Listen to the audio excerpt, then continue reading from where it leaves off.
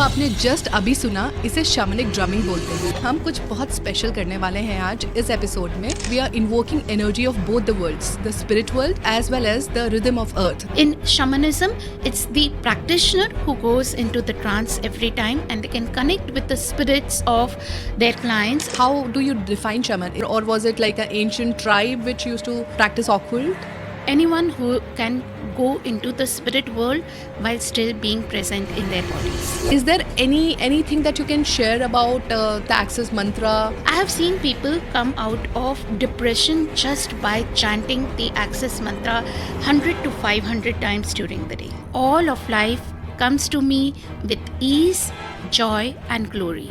Many of the cellular biologists like Bruce Lipton, he has proved that how each cell responds to our beliefs, our thoughts and emotions. Are guides gendered or they are shapeless? Guides are not gendered because even we are not gendered. We have both masculine and feminine within us. Can entities pretend to be guides to gain access to us? Yes, Can two people share the same spirit guide? they can not be just shared by two people but many. What was your most shocking experience in your healing journey till now? He killed all those demons and all those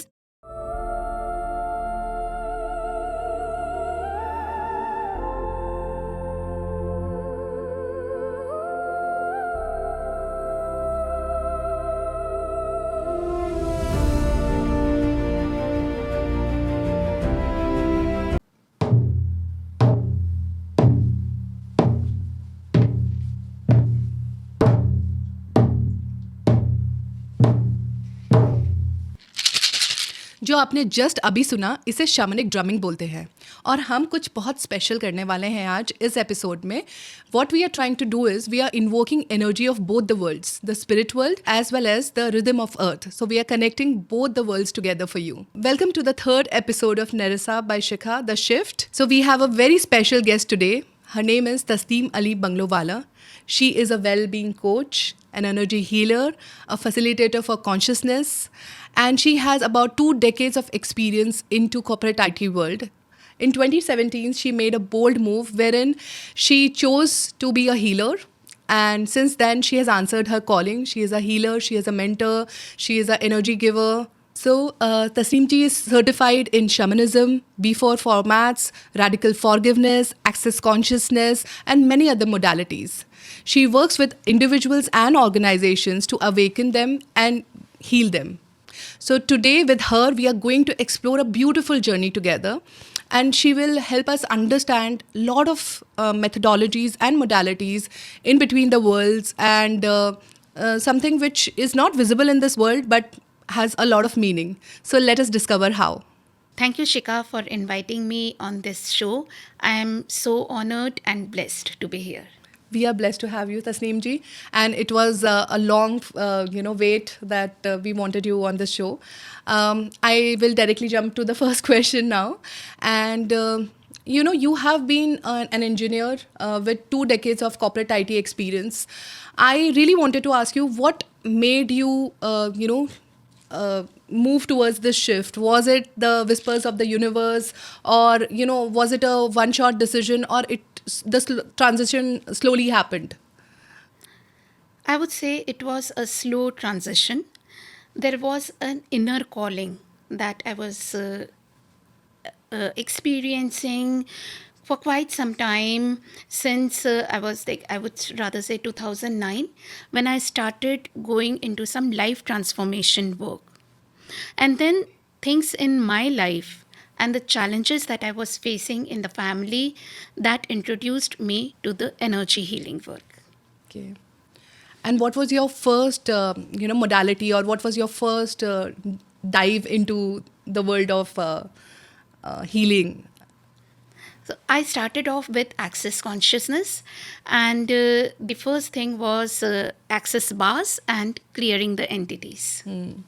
Access bar over the years has become such a phenomena. I know it for sure because I have learned it under you, and it is beautifully designed. It is very interesting.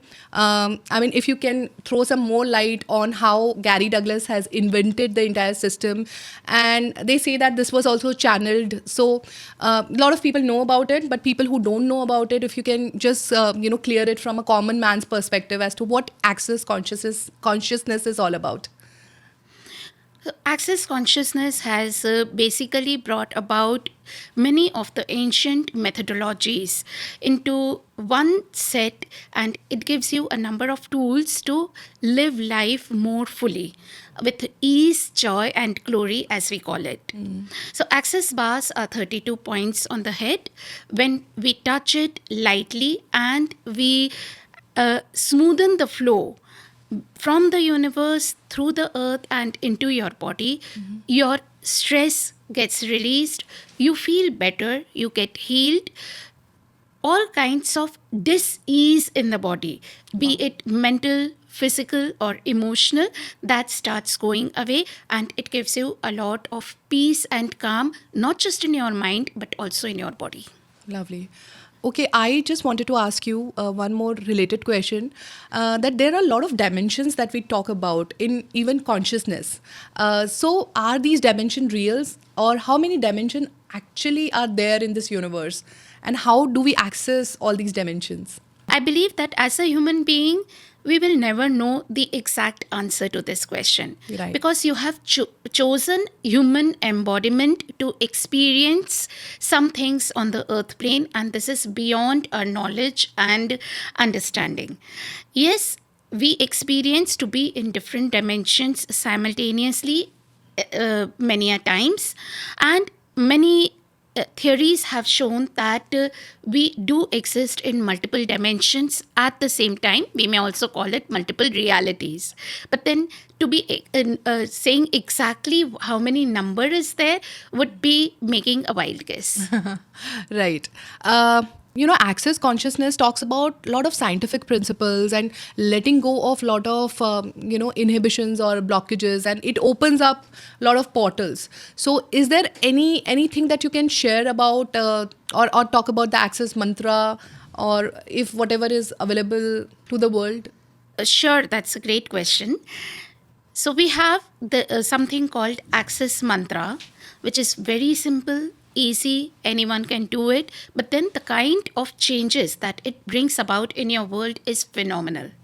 And that access mantra is, all of life comes to me with ease, joy, and glory.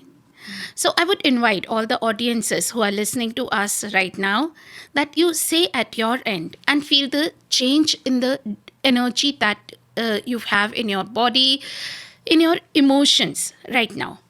All of life comes to me with ease, joy, and glory. All of life comes to me with ease, joy, and glory. It is recommended that you say this 10 times in the morning and 10 times in the evening, minimum, and your life would start changing. If you are going through depression or any other such kind of condition, you can repeat it from 30 to 100 times. I have seen people come out of depression just by chanting the access mantra 100 to 500 times during the day. Wow. It can take you out of your anxiety, panic attacks. It just shifts the energy. And Tasneem ji, I will vouch for it, because after I started practicing access consciousness and I took the bars, and there was a shift, there was a transformation which happened in that 1 year. I mean, knowingly or unknowingly, you start attracting those energies which you are, which you don't have access to. So opening of portals, opening up of blockages definitely does a lot of wonders. That's right. So moving on to the next modality that you started, learning after access consciousness. That was shamanism. So I got introduced to shamanism during lockdown in the COVID times, and it just boomed my world of awareness, the connection to the spirit world, and how you get received from everything in the universe, not just human beings, but animals, plants, and every other entity. Wow. So shamans are, like Sufis. How do you define shaman? Is it a kind of a species, or a a kind of a clan which moves together, or was it like an ancient tribe which used to who used to practice occult? So, in generic terms, a shaman is a person who is connected to both the worlds at the same time. Okay. So, yes, Sufis can also be called shamans. Yeah. So, anyone who can go into the spirit world while still being present in their bodies. Okay. Now, in the ancient times, every tribe used to have their own healer who was used to be called a shaman.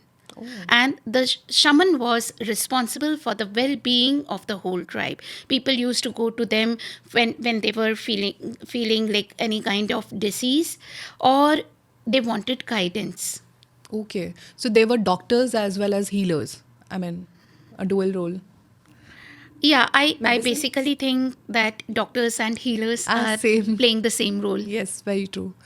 But shamanism is very interesting. I mean, if you can throw some more light on what shamanism practice is all about. While we were playing drum, and I have attended some of your sessions wherein we invoke animal spirits. So, how do we know that what is my animal spirit, and how do I invoke my animal spirit? I mean, do you go into a trance, or you go into a kind of a regression or a meditation? Yeah. So, shamanism is considered to be the most ancient healing modality. So, even when human beings were living in the caves, they used to get messages from the spirit world. They used to hear what the earth is trying to communicate to them. That was their way to be in connection with the Kaya. Yeah, okay. And it was noticed that shamans in different parts of the globe, although they were not connected physically to each other and no other means of communication prevailing at that time, but still they were getting the same messages. So, as if there was a broadcast that was happening, and whoever could tune into that frequency would hear that guidance, that message that was coming. Okay. Now, shamanism considers that we do have all kinds of spirit guides that we look up to for in our times of needs, when we are looking for guidance or when we are going through some troubles in our life. But then it also sees animals and plants also as spirit guides who can give you a lot of information, lot of messages, lot of ancient wisdom. Okay. So, in the shamanic world, shamanic drumming has a very important role to play. So, when we beat the drums, it puts you into a kind of trance. In past life regression and hypnotherapy, it is the client who goes into the trance and looks at what is going on as a child or in their past lives. But in shamanism, it's the practitioner who goes into the trance every time, and they can connect with the spirits of their clients and see what is going on in their world, in their universe, which is causing them the difficulty that they are going through. And they also seek guidance from the guides, how it can be dealt with. Okay. So, for example, I can call my spirit guides. My spirit guide can be a tiger or a lion, or my plant can be a rose or a shrub or anything. Of course, it Yes. can be. Okay. Now, another part of your question was, how does one get connected to their animal spirit Yes. guides? Yes. So, all of us, like guardian angels, we also have certain animal spirit guides who are associated with us, who are working with us right from the time when we were born.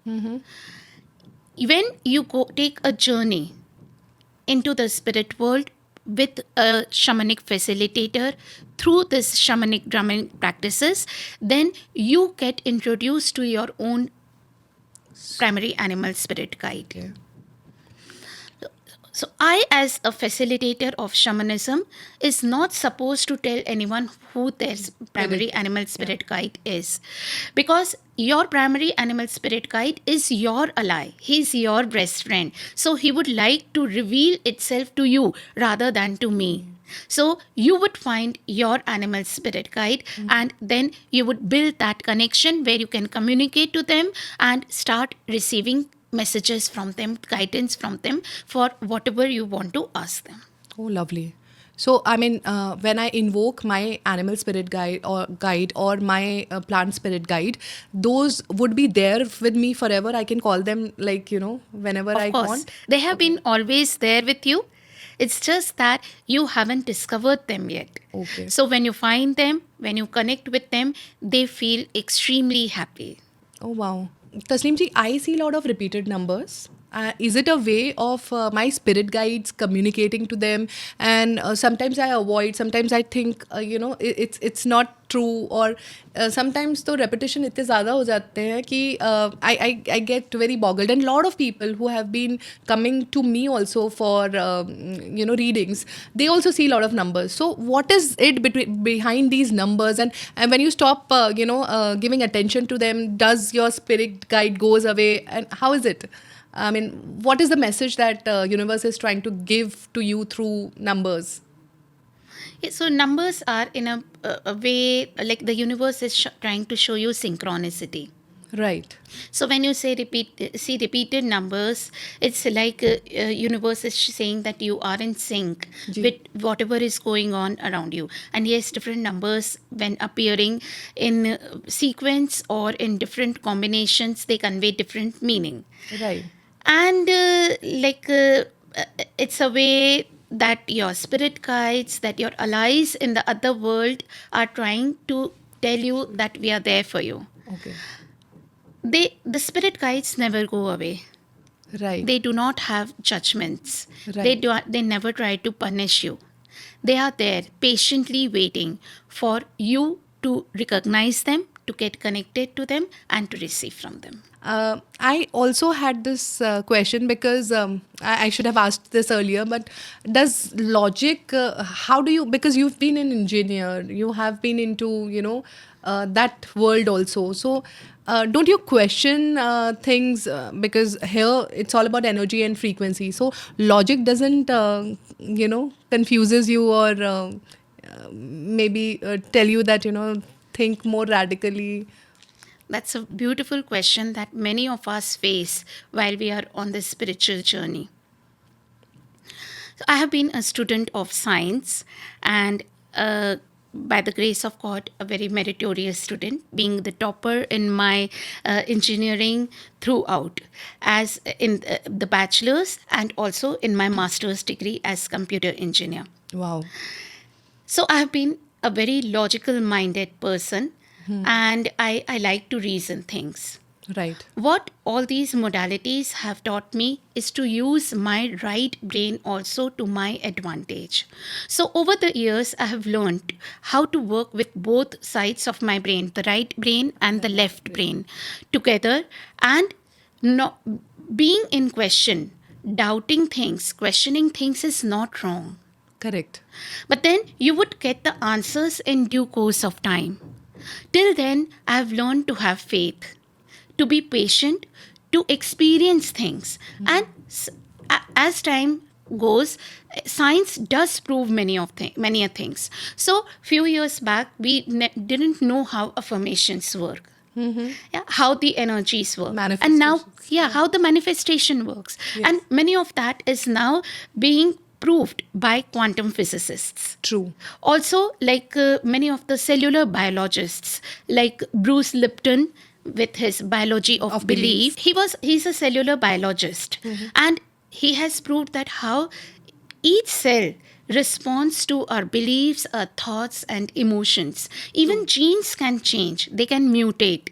And this epigenetics, all the study that is going on, it is proving now that we knew from generations, from Vedas, from Quran, from various other sources. Already we knew, but then it has been, it proved now through epigenetics and various other scientific researchers. True. So science would prove eventually, but then that should not prevent me from taking advantages of all these things that are available right now. Very true.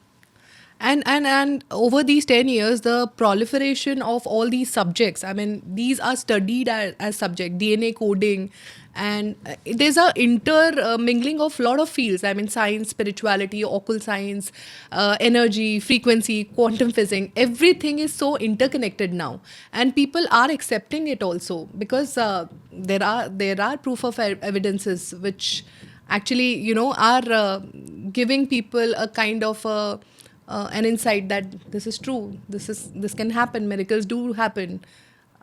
Of course. And then, as you use the word energy, energy has been studied in science since the time of Newton. True. Yeah, we have this formula E equal to equals to mc MC square. Yeah, and then we are here talking about energy healing and spiritual healing, which is also based on energies. True. Right. So the energy has already been there, which has been connecting both spirituality and science for since always, I would say. Very Forever. true. It's just the acceptance, and I guess the faith. And it's our perspective. Yes. Now, as we spoke about energy world, and now, though everybody knows that money is also energy, and people are, fascinated by how to clear your money blockages, how to actually invite money, how to invite abundance. So, what is this abundance healing is all about? Is it actually only money, or how's this? Money energy, how can we actually invite more money or abundance into our lives? Very interesting question again. So, as you said, money is nothing but energy. And another thing to realize is that money is just a man made concept. Before there was money, there used to be a barter system. So it's more about energy exchange that we are talking about, that how you are doing something for me, how can I pay you back? Correct. It could be in terms of money, or it could be in terms of any other service, or any other thing that I can do or be for you, right? The kind of importance, the significance is the right word I would use, that we have given to money is not actually required. So abundance is about how much love, what kind of relationships, what kind of place you are living in, what kind of travel you enjoy, what kind of holidays you go to. It could be with money, or it could be without money. True. That you can enjoy. Money is just a means to achieving things that you desire in your life. Right? So money is inherently, it doesn't have any value. It is just a piece of paper. If it gets lost, if we burn it, it would mean nothing. In earlier days, we used to have these gold and silver coins. They actually had some value. But then otherwise, in today's world, it's mostly paper and it has no inherent value. So I would rather say, stop worrying about money. See what you want to have in your life, and how could you how you can have it. It could be with money or without money. So, what are the 3 steps a person can take to actually let go of the money blockages, or that kind of blockages that I don't have enough? Because that is the problem most of us face in today's world. That I want this, but you always tell me that don't use negative words. But how do I let go of that kind of conditioning? The first thing is being in gratitude. Be in gratitude for things that you already have. We don't see the value of air, water, oxygen that is available to us, that we are breathing in, because it's available for free. We are not paying for it. Yeah. So value all those things that you have in your life. The amazing people that you have around you, like you have, are with for me. Yeah. The friends that you have, your family members, your spiritual masters, your community, everything that has been given to you without you having to pay anything for that. And then once you are in gratitude, that feeling of lack starts going away. And then all of us have heard about the law of attraction.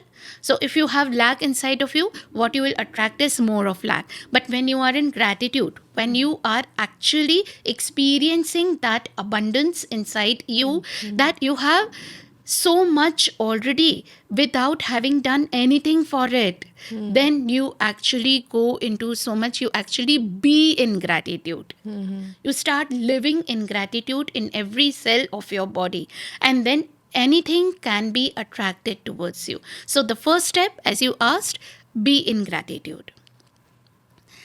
The second step is to acknowledge yourself. Acknowledge yourself for everything that you have done. So we have this addiction to like self-hatred. We love so much to be in a Self-victimization. guilt. Yes. Yeah. So we are constantly many a times thrashing and punishing ourselves. So if we can acknowledge ourselves daily before going to sleep, what all things we did, in what all ways we were contribution, we were of service. And this need not be big things like giving away huge charities or money, but then a smile that you gave to the lift man. Right. Yeah. A simple act of kindness with your maid. You acknowledge yourself for all those things. True. And then you'll be coming out of that vicious loop of self-hatred. Then that would be the second thing I would say. The third thing would be, I would say, allowance.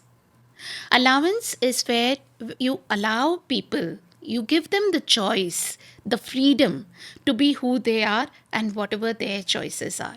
You don't try to control things, you don't try to change them, and you just trust, have faith that things are working out in your favor. The universe always has your back. Yeah. You are not running upstream, you're against the flow, against the universe, but the universe is always supporting you. The सारी कायनात आपके लिए काम कर रही है. That famous Shah And be willing to ask. Be willing to ask for more. And the universe will support you. So, Tasneem ji, universe के बारे में इतनी बात होती है, and we talk about portals. So there is a 7/7 portal, the winter solace portal that you talked about. So what are these portals, and what is the benefit of actually meditating or doing all these practices during those portals or those specific major events? I mean, in case if you can throw some light on some major events which happen during 1 year, wherein people can leverage that kind of cosmic energy or universal energy. So I have understood portals as the pathways between this world and that the other world, the spirit world, the world of humanity and the spirit world. So portals can be on certain events or even certain places, like when you go to Vaishno Devi or when we visit Makkah. Ji. These places are actually portals where you are actually, when you visit those places, you feel different kind of energy. You are connected to spiritual beings in a very different way. You don't have to make any effort. They are just there. And you can feel them. So those are the places which are portals. And then there are certain days, like as you mentioned, winter solstice or 11/11 portal or 7/7 portal or 8/8 portal, where the energies are such that they are synchronized, that you can traverse between the two worlds with a lot of ease when the spirits are present out there. So in Islam, we pray during Ramadan in that night we call as Lailatul Qadr. So that night also has that energy when all the angels, the spirit guides are with us. They are there, and when you make your wishes, they are answered, they are listened to. And there are other events as well. True. So your belief system has to be strong. The universe is ready to give and shower the blessings on you. It is you who have to actually be open and receptive to the blessings of or grace of universe or God or divine. Yes, actually, abundance is already there in the universe. The divine, the universe, the consciousness, it has so much to give to each one of us. It is we who are blocking our receiving. Yeah. So and we are blocking that receiving through our own beliefs, through our own points of views. So when we give up our points of views about being not deserving, being unworthy. Yeah? Then when and we we let ourselves receive that grace that is there for everyone, not just selected few, the chosen ones, but for everyone. So the universe is not judgmental. It doesn't say that I would not give this fresh breeze or this fragrance of smell to a criminal. So when the flowers are out there, they would give that fragrance to anyone who is willing to smell that flower. It doesn't judge that I'll give it only to the one who is pure and who has done good deeds, and only that person can receive that smell, that fragrance. It's available for everyone, even a criminal, even one who has who is serving a death sentence. Yeah, it's available for everyone. Are we willing to receive? Very true.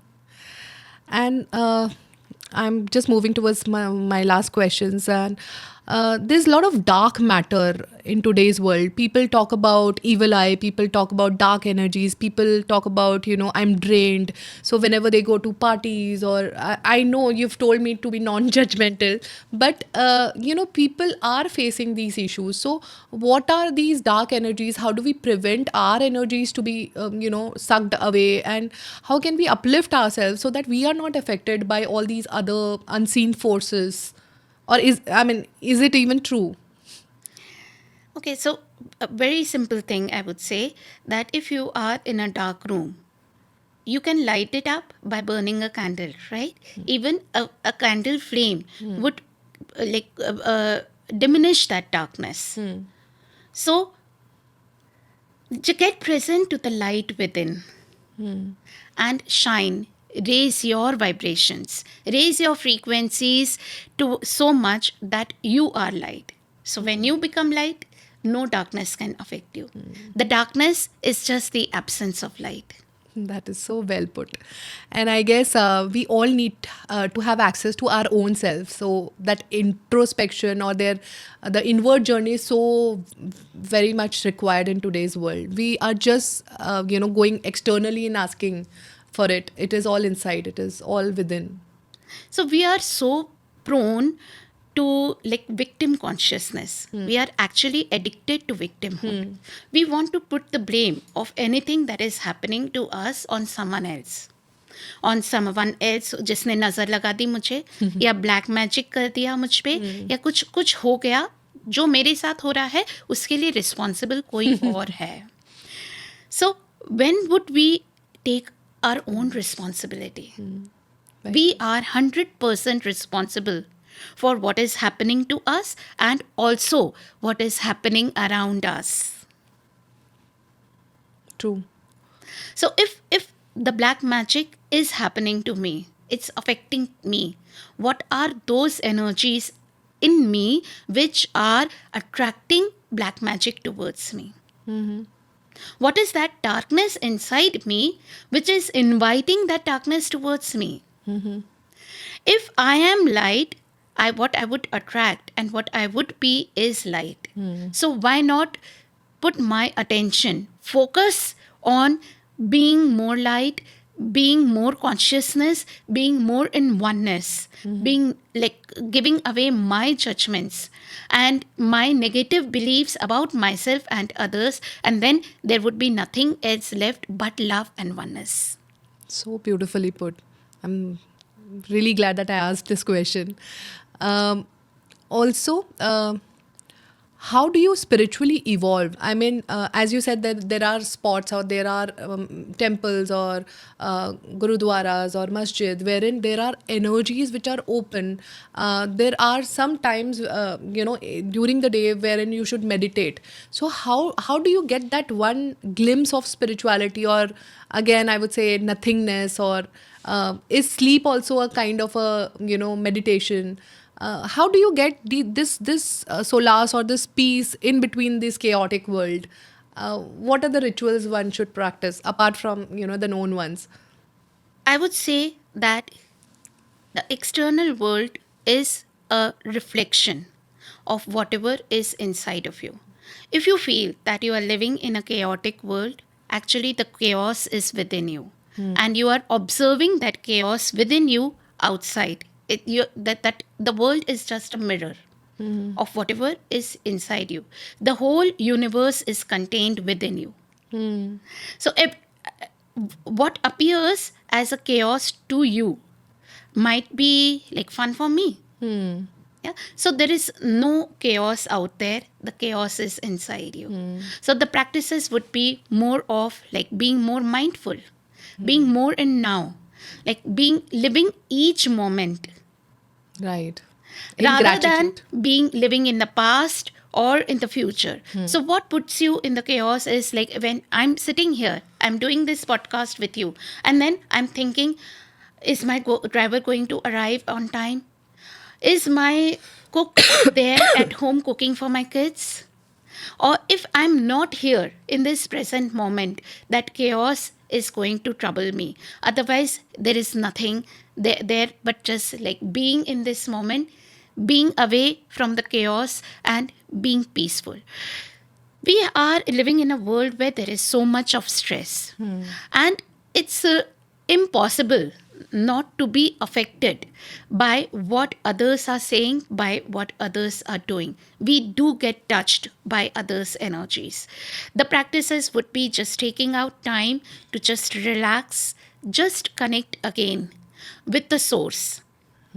The practices By any could be means, like any kind of prayer that we do, or it could be just 2 minutes of breathing, belly breathing, or like just slow breathing, breathing through your nose and exhaling through your mouth. Any kind of breath work that you can do, or just like getting your bas run is another way where you are just totally relaxed. True. And it has been found that more things get done automatically when we are relaxed. Right. Relax doesn't means that we are lazy, we are not doing anything, but we know inside ourselves that things are being taken care of. Without we having to run and chase anything, things are just being taken care of. So as I'm sitting here, the universe is taking care of my kids, my grandson, my house, my son who is there in UK, my husband. Everything is being taken care of. I don't have to do everything on my own. I have to just play my part, listen to my calling. Whatever I have to do, I will do, and the rest I have to leave it to the universe. As they say, when you relax, we normally tend to live in the beta and alpha waves. It goes to gamma, and that is where you connect with the universe, wherein you are not at all thinking about all the other factors which you usually run into in daily lives. You actually get those inspirations. That is how I guess Einstein got his inspiration from, when he Deja was vu relaxing moments. under the tree. Yes, and the apple just Yeah. had fallen down. So gravity. Yeah, that is how it is. Like Yeah. got that he discovered that there is gravity. Yes. Because apple falls down every day, and he must have seen so many apples falling down. But then that was the moment it clicked to him that what is this apple falling down in this moment? What it is trying to show him. True. So he was willing to receive that information, that message that was coming to him. So how much present we are in this moment to listen to what is being communicated to us. Tasneem ji, when I met you for the first time, and I have had a lot of interactions with you, and we have beautiful conversations every time I meet you. One of the conversations you told me that we are all humanoids, whoever gets into the healing modality. So humanoids are who are mediums to the other world also, and you are a channel yourself. So is there a personal cost that a healer has to pay to being, a channeler or a medium or a humanoid? Again, this has been a belief since long that healers have to pay a price. And so many of us who have healing capacities, they shrug away from doing this work because they have seen that in the past, the healers have taken away the pain of other people in their bodies and they have suffered a lot. But now we have mechanisms in which we can shield ourselves, we know that when we are borrowing that suffering, that pain from others and bringing it into our body. So now we have techniques that a healer doesn't have to suffer in order to heal. And also, one has to be willing to be a killing energy. So a killing energy is like when Kali, like kill the demons. The Kali has to be a killing energy. When Maulana Ali, he killed all those demons and all those anti-conscious people and other energies in the field, in the battlefield. So one has to be willing to destroy the evil rather than get buy all that unconscious energies and suffer from that. So not necessarily a healer has to suffer in order to heal others. So is there a cost to be paid? I would say not in a very detrimental way, but then the cost could be more happiness, more contribution, more evolution, and like being more connected to the divine is the cost that I pay. I think this is a gift that you get actually. Of It's course. not a cost, it's a value addition. Yeah. It's a blessing. Yeah. Great. So now we come to the most interesting part of this podcast, which is a rapid fire round. And Tasneem ji, I'm going to ask you some interesting questions and you have to answer it at a lightning speed. So are you ready? Sure. So one healing modality you cannot live without. Love, One myth about consciousness that annoys you. punishment, A sign the universe gives when someone is off path. struggle, One emotion humanity needs more. love, One emotion humanity needs less. hatred, A celebrity you would love to heal. Shah Rukh Khan, One ritual that actually works. smile, One thing everyone misunderstands about entities. that they are more powerful than you. Angels or ancestors, who guides more? Angels, The most powerful time for energy work. dawn, when like it's also called ब्रह्म मुहूर्त भी जिसको हम बोलते हैं, और जब like just when the sun is coming out, it has a mysterious kind of energies when you feel that connection to the divine, to the strongest. Okay. Portals open of them. One word that describes your soul. Love. A book everyone should read. 40 Rules of Love. Life in one sentence. Spiritual journey in human body. Oh, lovely. If the wheel between the physical and astral world opened right now, what would we truly see? Light. So, one last question, but it can be a long answer. Are souls watching us, and do they choose families? Yes, they do. We all choose our own families. We choose our parents and like the loved ones, like, and many other things in our life before we take birth. What was your most shocking experience in your healing journey till now? I would say it was more of an exciting moment rather than a shocking moment. Was that change can happen instantaneously. Okay. It doesn't take years or hours to change everything or anything. It's very quick. Fraction of a second. Wow. Very interesting. Can two people share the same spirit guide? Yes, spirit guides are there for every one of us. So they can not be just shared by two people, but many. And do guides get frustrated with us? Never. They are very patient. They are like just waiting for us to recognize them, to receive from them, to get the message. Are ancestral spirits automatically guides or not necessarily? Depends what they have been through, what level they are at this stage of time. And basically, I think that ancestors live in us. We are not separate from our ancestors. They are already in us, present with us in every moment. Can entities pretend to be guides to gain access to us? Yes, entities are more or less like people in human body. So there are all kind of entities over there, and they can have different agendas, and they can put on pretense as people do. Oh. Are guides gendered or they are shapeless?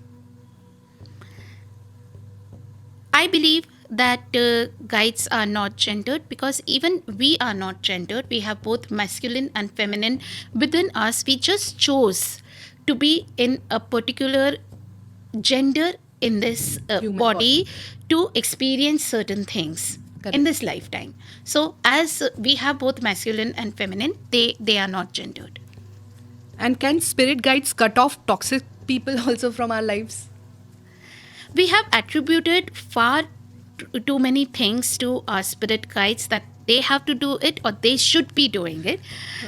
We have choice and we have power to cut away toxic people from our lives.